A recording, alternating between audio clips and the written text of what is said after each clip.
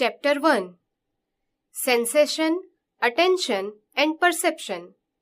As per the study of psychology in Standard 11, we have seen that human behavior enjoys a central place in study of psychology. There are many factors that affect human behavior. Out of the many, the most important factor is the body system, its composition, activities, sensations experienced by the human body, and in-depth understanding of an individual affects the human behavior. Humans gather information about their surrounding external world through the sensory organs. There are various stimuli in the external environment, but human beings select some liked stimuli and gives complete mental concentration towards it. Human beings with their former experiences and education can have in-depth understanding of the stimulus and then behave accordingly. In psychology, this process of human behavior is known in a particular sequence as sensation, attention, and perception. In this chapter, we are going to study sensation and its types, meaning of attention, nature and characteristics, determinants of attention, meaning of perception, process, laws of perceptual organization, and perception of depth and distance.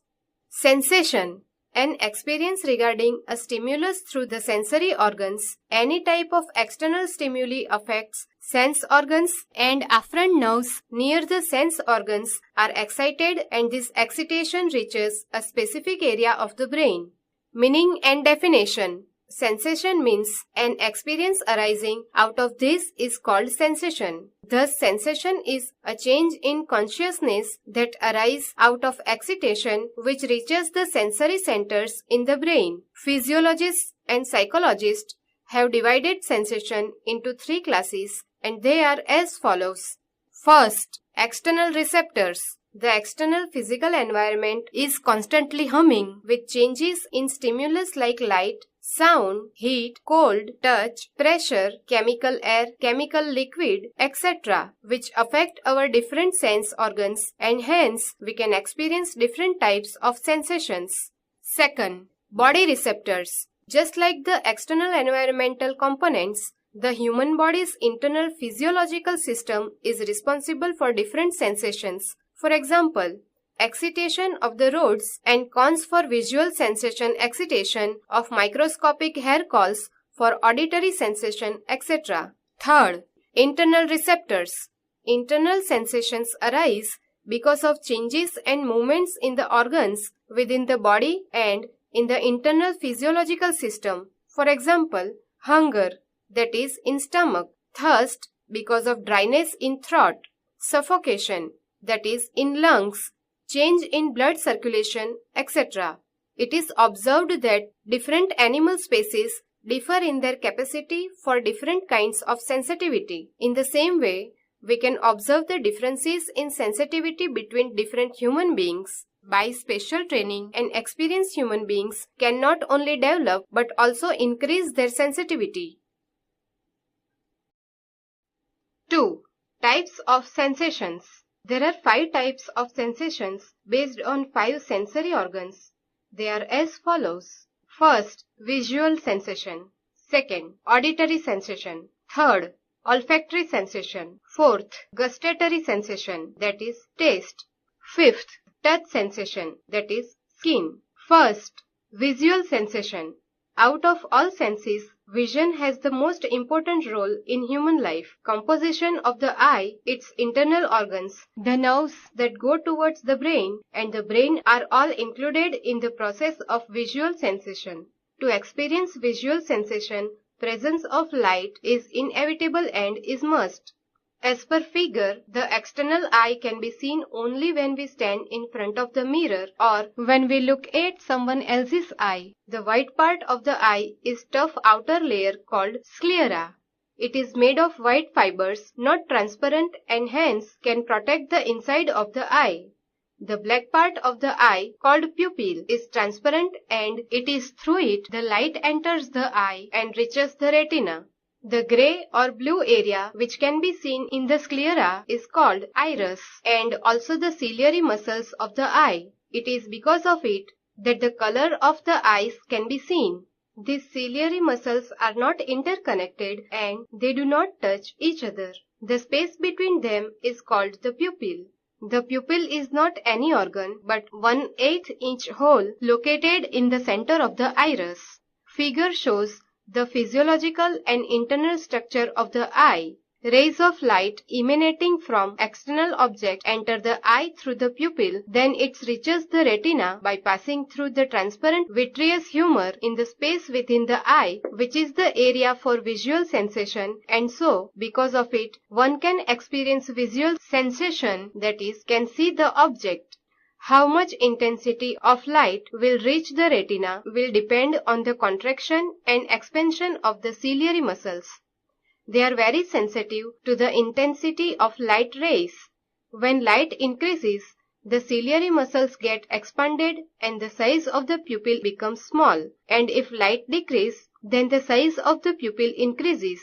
To experience the sensation of near and far objects, retina and ciliary muscles play an important role in visual sensation. Second, auditory sensation.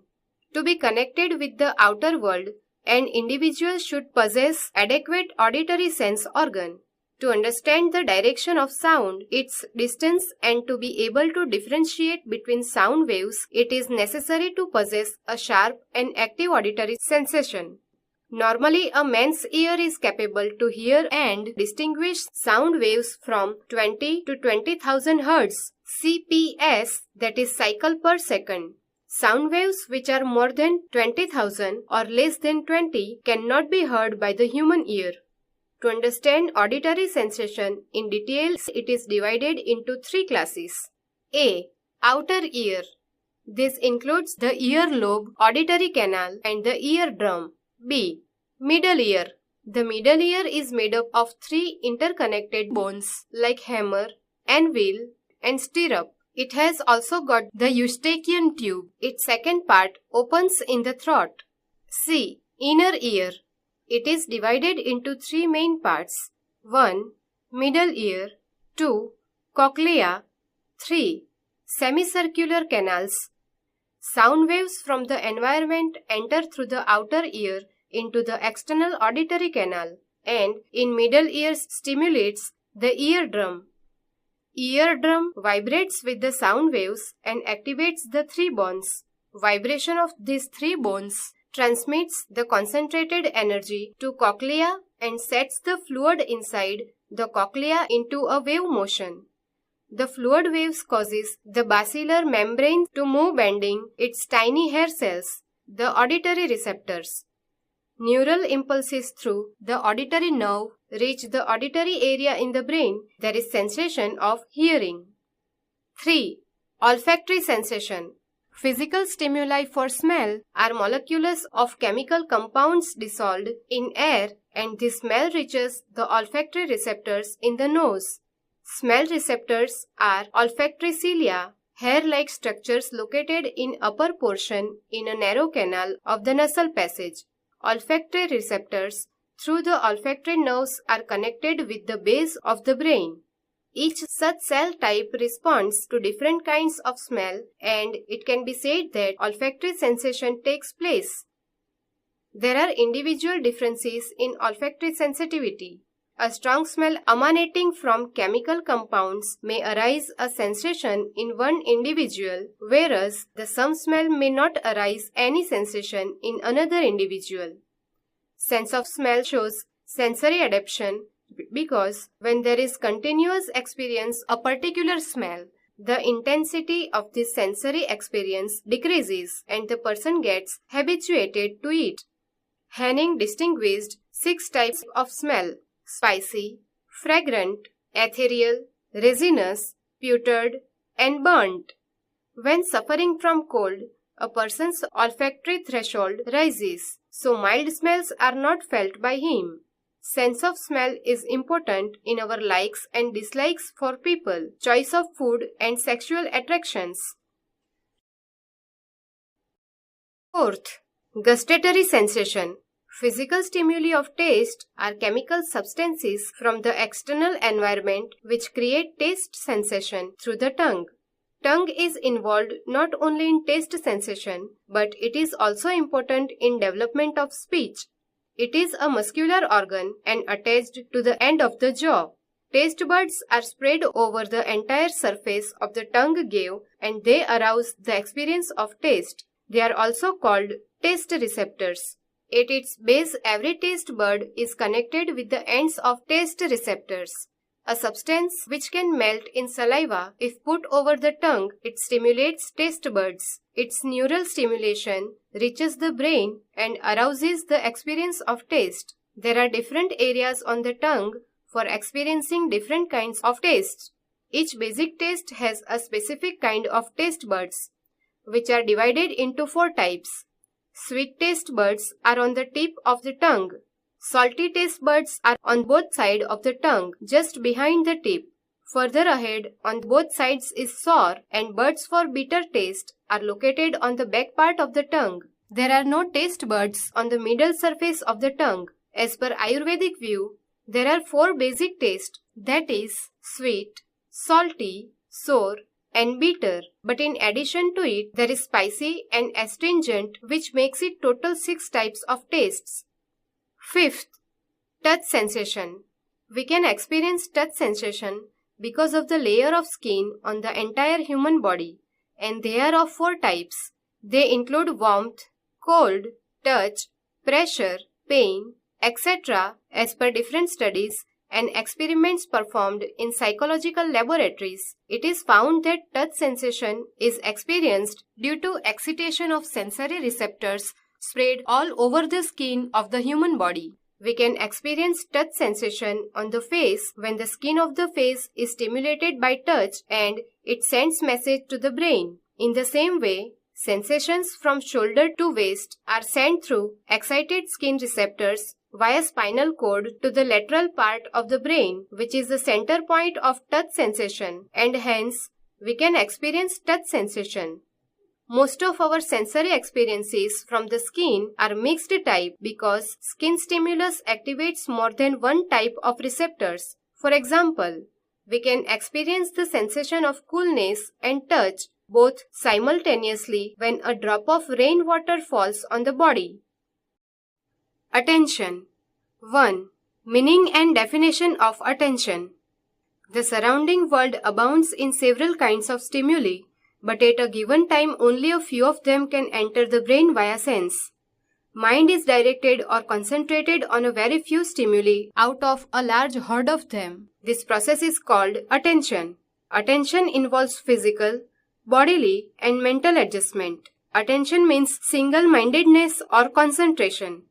There cannot be sensation without attention, and it's a precondition for sensation to take place. For example, we can hear the horn of the vehicles of people living in our society, but we can immediately recognize the sound and horn of the vehicles of our own family member, though we may be inside the house. A few definitions of attention in relation to psychology are as follows. Attention is a process of selection of a definite stimulus and concentrate on it. H. E. Garrett. Attention is mental concentration on selected stimuli. James Draver. From the above definitions, we can infer that concentrate on a selected stimuli means attention. 2. Nature and characteristics of attention. On the basis of the above definitions, we can understand the nature and characteristics of attention. The following are the characteristics of attention. First, attention is selective. It is said that attention is selective, voluntary, and intuitive process. At any point of time, there can be many stimuli. People or objects in the focus of attention, but an individual cannot attend to all. Out of the many stimulus in the environment, he or she selects a few of them and attend to it, whereas disregards the others. In attention, the person selects the stimulus. For example, while watching a film, a person gets attracted towards those things in which he or she is interested. Women viewers towards the heroine, her clothes, looks, and men viewers towards the hero, his behavior, clothes, whereas children will focus on games and playthings. Second, attention is adjustive. There is a physical, bodily and mental adjustment in attention, and so it helps the weak stimuli to enter the focus of attention. For the process of attention to take place, the different parts of the body, muscles, sensory organs, etc. make adjustment with each other, which is called psychophysical adjustment. For example, while looking at objects which are at a distance, we contract our eyes or make them small, cover our eyes with hands when there is too much light. Hence, we make physical and mental adjustment with our external environment so that we can see properly. Third, attention is explorative. Attention is purposive. Any stimulus is examined, keenly observed, explored, manipulated, and then focused on. For example, when one goes to buy a sari in the shop, and if it is liked, then we will keenly observe the design, color, and other aspects by focusing our attention to it. Hence, when any stimuli attract our attention, we completely explore and observe it in detail. Fourth, attention is futuristic. We attend to objects or stimuli which are present before us. But our insight is always futuristic because while attending something keenly, there is always an element of expectation that what would happen next. For example, when an individual buys a house, he is not only aware of the price he is paying in comparison to the surrounding area, but also thinks about future infrastructure development and the value of his own property. Hence, he also thinks about it from future development point of view. Thus, we can say that attention is forward-looking or futuristic. Fifth, attention is motivational. In paying attention to an object, event, or problem, there is always a dynamic factor behind it. There is a motive, desire, aim, and a directing force which leads us to attain to it. For example, in newspaper there are variety of informations, news, and advertisements, but an individual will read only that which gives motivations. Like unmarried boys and girls will focus on marriage advertisements. Unemployed will read about different employment information, and people interested in cricket or other sports will be attracted towards that kind of news and information. Sixth, there are focus and fringe area of attention. Environmental objects which are attended to are in focus of attention, and objects, though present but are not directly attended to, are said to be in margin of attention. For example, when we look at a lighted candle in a dark room, then the candle becomes the focus and everything else comes in the margin of attention. In the same way, when we listen to a singer on the radio, then the voice of the singer becomes focus of attention while the music is in the margin of attention. It can be said that focus and margin areas of attention are in constant change. Focus and margin are reversible like the Rubin's vase. If we look at the black color, we can see two faces. And if we focus on white color, we can see the vase. It is very difficult to differentiate between the figure and background because when the face is in the focus, vase becomes the background and vice versa. Seventh, attention in shifting. Constant change is an important feature of attention. Unless we are in deep concentration, attention changes from one point to another. Attention keeps on shifting from one object to another, and hence it is also called as fluctuation of attention. 3. Determinants of attention. Why is our attention directed to a particular object, event, or individual? What are the determinants that attract our attention? These questions are of practical importance for advertisers and exhibitioners because their main function is to draw the attention of people and sustain it. There are two types of determinants and they are as follows. First, objective or external determinants, that is factors. Second, subjective of internal determinants, that is factors. First, objective determinants.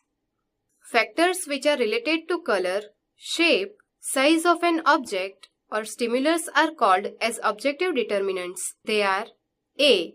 Intensity. Compared to a weak stimulus, a strong or intense stimulus immediately attracts our attention.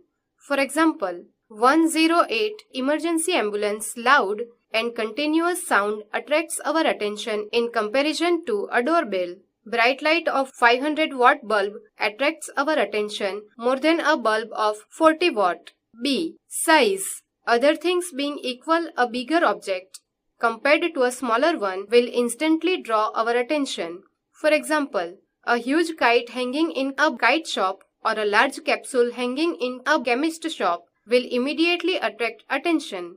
C. Contrast. Dissimilar of contrasting objects compared to a similar or simple objects play an important role in drawing attention. A Negro man going about with a white lady will definitely attract attention in Africa. D. Motion. Compared to still objects, moving objects draw people's attention more quickly. A vehicle in motion rather than stationary one, a flying bird in comparison to one sitting on a branch, and a plane in the sky attract more attention. E. Change. Change also plays an important role in drawing our attention. For example, a person or a train which is late every day but sometimes comes before time, then they attract everyone's attention. A fan in motion suddenly stops, then also it attracts our attention. F. Novelty. In a normal situation, when there is some newness or novelty created, then it attracts our attention. For example, a teacher who dresses up formally every day, one day comes to school in an informal dress, then he becomes center of attention for all. G. Repetition. Any stimulus, if it is repeated again and again, then it attracts our attention. Advertisers make full use of repetition. During election, either on radio or TV, same information will be repeated again and again. It will draw the attention of the viewers towards it.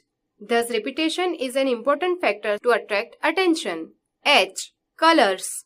In the present age, advertisers along with black and white use wide variety of colors to attract the attention of the people. Because compared to black and white colored objects draw attention faster. For this reason, title pages of books and magazines are made bright and colorful, so buyers are attracted to buy it. Second, subjective determinants. Physical and mental factors related to people are called as subjective determinants. They are as follows. A. Interest or liking. A person will always pay more attention to things which he likes or is interested in. Interest is called the mother of attention. A person's attention is naturally drawn to matters in which he has interest. For example, a musician's attention will always focus on the rhythm. A person interested in cricket is sure to attend to programs related to cricket. As per psychologists, interest or liking not only attracts attention but also help in maintaining it for a long time. McDougall calls liking as covert attention. B. Need.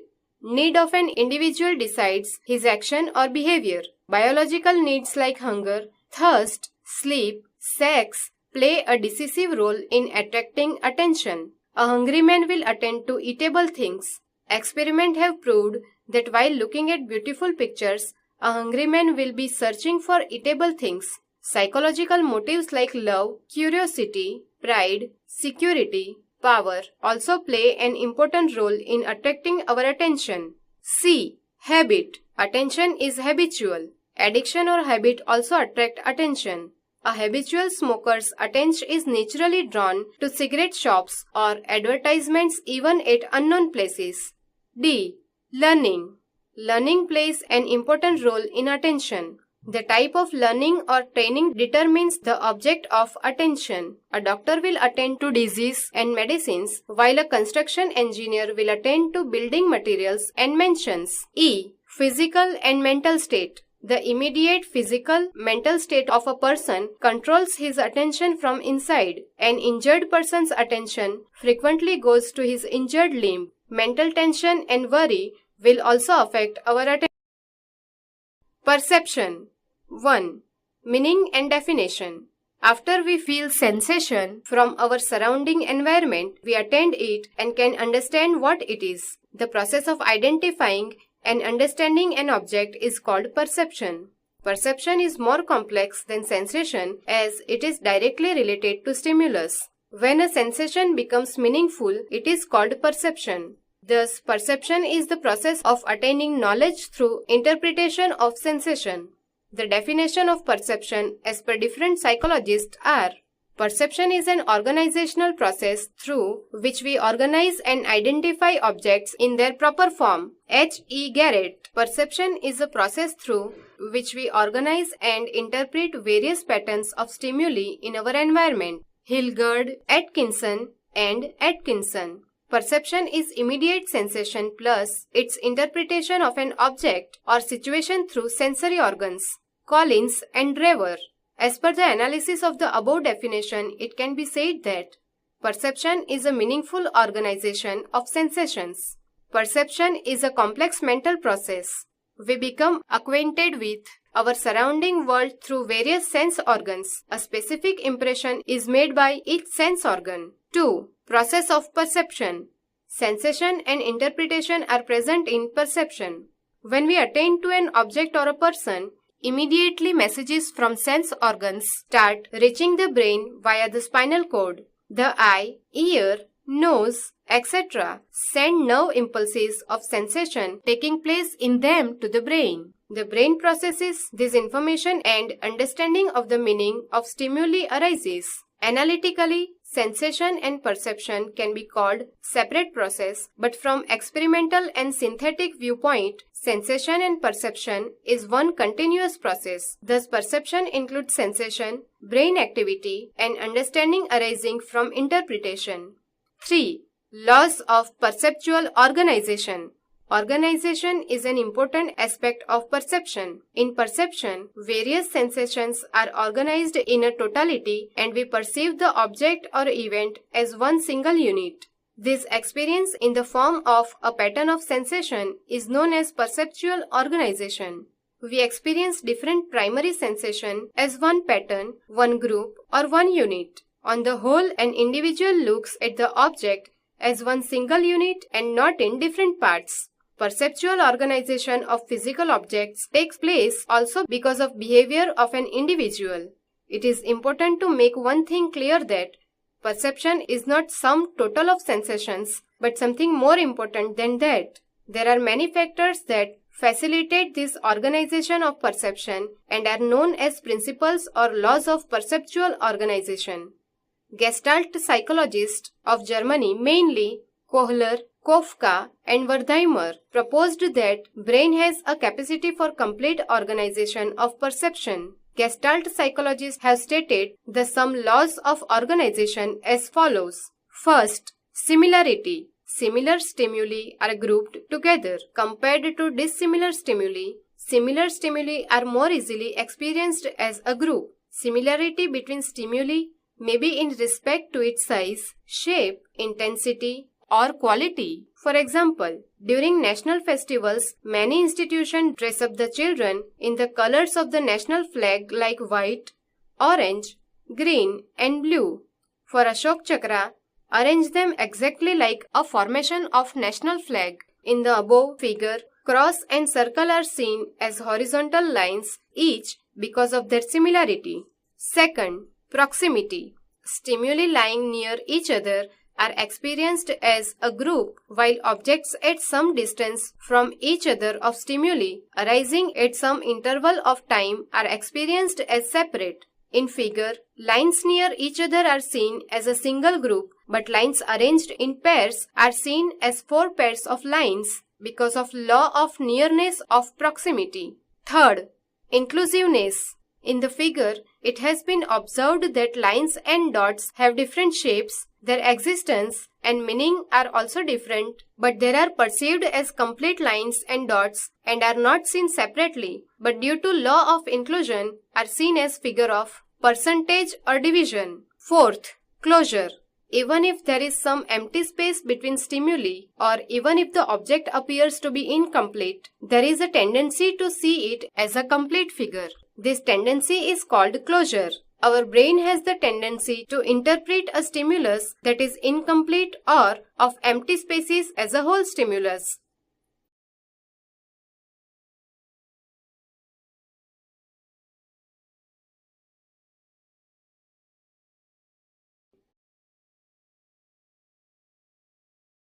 Four, perception of depth and distance. Perception along with sensation gives a cognitive experience. We perceive the world and the objects therein three dimensions: length, breadth, and depth or distance. The perception of depth or distance is a complex process. We perceive depth or distance on the basis of structure of our eyes and some cues. To understand perception, it is important to know about non-visual monocular cues and binocular cues. First, non-visual cues. Such cues are based on processes other than vision. They include accommodation and convergence. In these cues, the image falling on the retina through the pupil of the eye is not used. A. Accommodation. To receive the image falling on the retina, there are adjustment movements in the lens. To receive sharp image on retina from distance, the lens contracts, its convexity decreases, and the pupil contracts. This accommodation occurs with the help of the ciliary muscles of the eye. Kinesthetic sensation arising from these movements provide cues for distance perception. B. Convergence. To see a near object, both eyes can move in all the four directions. Even if we close one eye and see with other eye, the eyeball of the closed eye also moves with the open eye in the direction of the object. Thus, when we direct our eyes to look at an object near or at a distance, the two eyes always converge simultaneously. This cooperation between eyes is natural and developed from childhood. While changing the focus from near to far or from far to near, convergence persists. Sensations in the eye movements are important cues for interpretation of depth. Second, monocular cues. Cues that are useful in depth and distance perception, where the use of single eye is necessary, are called monocular cues. They are perceptual cues operative in vision with one eye and are as follows. A. Interposition or covering.